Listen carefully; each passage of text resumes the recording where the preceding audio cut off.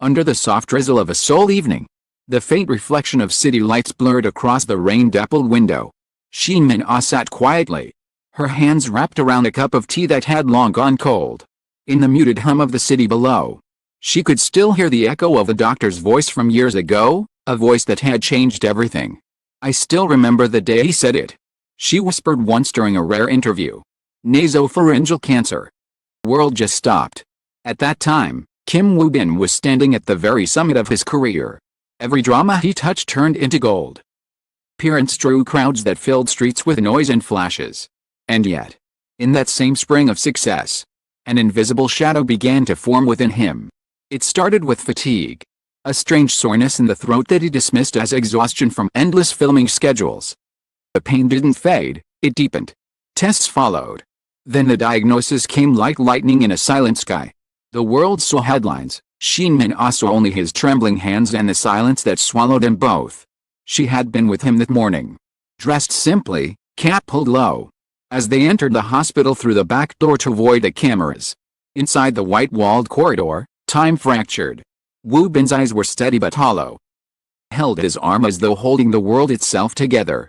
"We'll fight this," she said, her voice shaking, unsure if she was convincing him or herself. As news broke across Korea, his name turned from that of a leading man to a whispered question of concern. Then came his disappearance from the public eye. Months passed without updates. Fans left messages online, praying for his health. Behind those screens, in the silence of hospital rooms scented faintly with antiseptic and hope, Shin Min-ah stayed. She stopped accepting drama offers. She woke at dawn, prepared simple food, and sat beside him during chemotherapy sessions. When he couldn't eat, she read to him, scripts, poems, sometimes his old interviews. Kept her tears for the elevator rides down from the oncology ward. He smiled even when he was in pain, she once recalled, her voice breaking. "That broke me the most."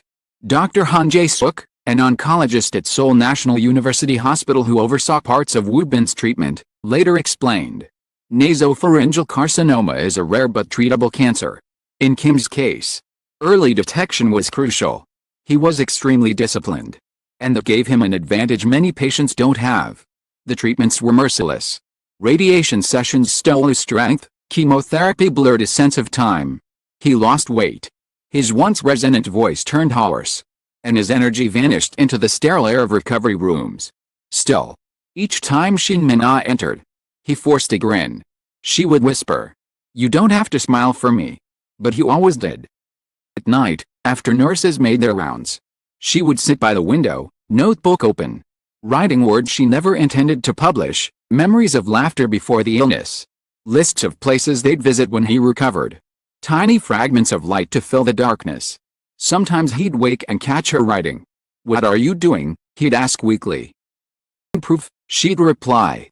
"Proof that we're still here." Days turned into weeks, and the battle wore on. There were moments when the monitors beeped too quickly, when doctors spoke in low tones outside the curtain. Shin Min-ah stood still, clutching the edge of his blanket, whispering silent prayers into the space between heartbeats. She told no one how afraid she was to close her eyes, fearing he might slip away while she slept. Dr. Han Jae-suk once summarized the uncertainty that haunted them. With nasopharyngeal carcinoma, recurrence is possible. After 5 years of remission, the risk drops dramatically, less than 10%. The key lies in ongoing scans and a balanced lifestyle. He's done remarkably well in maintaining both. When Woo-bin was finally discharged, Seoul was in full bloom. Cherry blossoms fell across the hospital entrance like fragile snow. He walked slowly, fragile but upright. Shin Min-ah beside him, her hand steadying his step. The cameras didn't know where to find them that day. Their world existed only between two hearts learning how to breathe again. For a long time, they lived quietly, away from the noise that once defined their lives. He painted, read, and regained weight. She cooked, laughed more often, and allowed herself to believe in ordinary mornings again. Every checkup brought anxiety, but also gratitude. "When you've come that close to losing someone," she once said softly, "even silence feels sacred." The night that marked the end of his final radiation treatment, they stepped outside into a gentle rain. The city glistened with light reflected in puddles, and for the first time in months, Wu Bin smiled without forcing it. Shin Min looked at him and felt tears rise, not of sorrow, but of awe.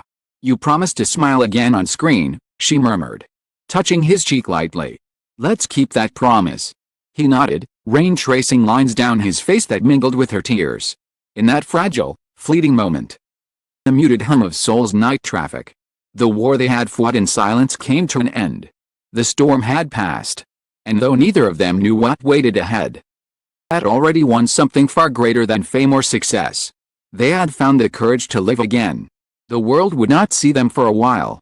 But in that quiet apartment, two hearts healed, slowly, painfully, deeply, under the endless whisper of the rain. The morning light that spilled into their apartment months later was softer than before, as if the sun itself had learned to be gentle. Wu Bin's laughter, once faint and careful, now echoed again through the rooms. It wasn't the carefree sound of his early fame, it was quieter, warmer. The kind of gratitude that only pain could teach. Min-ah stood at the kitchen counter, pouring coffee. And for a fleeting moment she simply watched him from across the room, as if seeing him for the first time all over again. His hair had grown back. His shoulders were no longer thin and trembling. He was reading scripts again, underlining lines with the same deliberate care he once reserved for handwritten love notes. Life, after years of fear, slowly returning. Yet beneath the surface of normalcy lay a quiet tension, an unspoken worry that everything they rebuilt could still vanish. When he finally returned to set for the first time, it was early spring. The production team tried to keep things discreet, but word spread fast. Kim Woo Bin was back. Cameras followed his every move. Reporters whispered about his miraculous recovery, and fans cried in the streets holding banners that read "Welcome back, Woo Bin." But it wasn't the same man who had left them years before. On screen, his smile carried weight. His eyes, once known for charm, now held a depth that only those who had looked at death could possess. Behind the camera, Shin Min stood quietly, watching from a distance. She didn't want anyone to notice her there. When the director called cut, Woo Bin turned instinctively toward her. Eyes met. For a heartbeat. All the noise, the crew, the chatter, the clicking cameras, faded. It was just them. Two souls who had survived the impossible. Later, at a press event marking his official comeback, the room was filled with journalists, bright lights, questions that cut too close. "How did you endure? What role did Shin Min play during your treatment?" He answered with grace, his tone calm but edged with sincerity. "For days when I wanted to give up," he said quietly. "But every time I looked at her, I remembered why I had to live. She carried me through when I couldn't carry myself." And it was Shin Min's turn to speak. The program was meant to be light-hearted, a celebration, but when the host gently asked, "What was your hardest moment during those years?" composure faltered. For a few seconds, she said nothing. The audience watched her eyes shimmer under the studio lights. "Every night," she finally said, voice trembling. "Afraid that his smile wouldn't fade. That's all I ever wanted." The words silenced the room. Woo Bin reached for her hand. Tears entwined in quiet solidarity. The cameras caught it, the simplicity, the truth. The kind of love that needs no explanation. Their story, once private and hidden behind hospital curtains, had now become a mirror of resilience for thousands.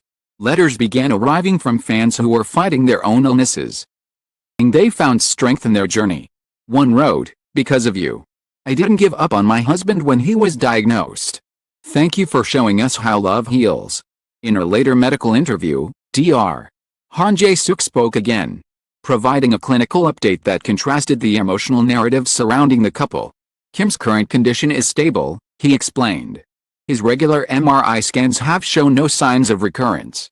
With this type of cancer, the 5-year remission mark is critical. He's crossed that line now. The chances of the disease returning are below 10%, but long-term monitoring remains essential. Mental well-being, in my view, is just as vital as physical health."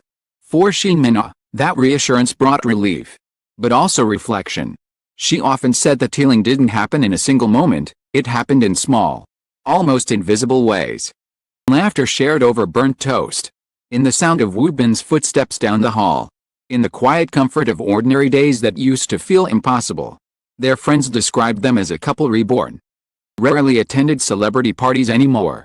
Instead, They spent weekends on Jeju Island, walking along the coast hand in hand, away from flashes and gossip. Neighbors occasionally spotted them in local cafes, blending into the background like any ordinary couple. Anyone who looked closely could see it, the way he always opened doors for her, the way she glanced at him as if to make sure he was still really there. In one magazine feature, Woo Bin reflected on the strange gift his illness had given him. When you're forced to stop, he said, you start to notice the world again. The sound of rain, the taste of coffee, the warmth of someone's hand. Before, I was running too fast to see any of it. He paused, smiled softly, and added, now I live slower. But I live deeper. Their love, once whispered about in gossip columns, had transformed into something almost sacred in the public eye. Not glamorous, not dramatic, just real. The kind of love that chooses to stay even when everything else falls apart. As autumn arrived, the two returned to the sea. The wind was color that evening, the horizon brushed with gold and lavender. They walked along the shore of Jeju, shoes in hand, waves lapping gently at their feet. Woo Bin stopped, turned toward her, and said quietly, maybe this illness was fate's way of reminding me what truly matters. Shin smiled, tears glinting in the dying light. Let's never forget it, she replied. The sun sank lower, and the sea caught its last fire. They stood side by side as the tide rolled in, silhouettes framed against a sky that promised peace. Hours of the past remained, invisible but enduring, proof of survival, proof of love. Years later, when asked what she learned from those days, Shin said, that love isn't just about holding on to someone when things are easy. It's about standing beside them when they're breaking, and finding a way to keep breathing together. The world often forgets that celebrities bleed and break just like everyone else. But in the story of Kim Woo Bin and Shin spotlight revealed something more human, two people who found light in the darkest place, and chose to walk back toward it together. So, under the vast Korean sky, their story continues, not in headlines or dramas, but in the quiet moments that never make the news.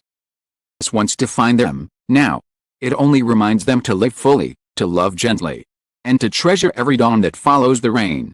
Because some battles are fought in silence, and some victories, like theirs, are written not in applause. The steady heartbeat of a love that refused to die.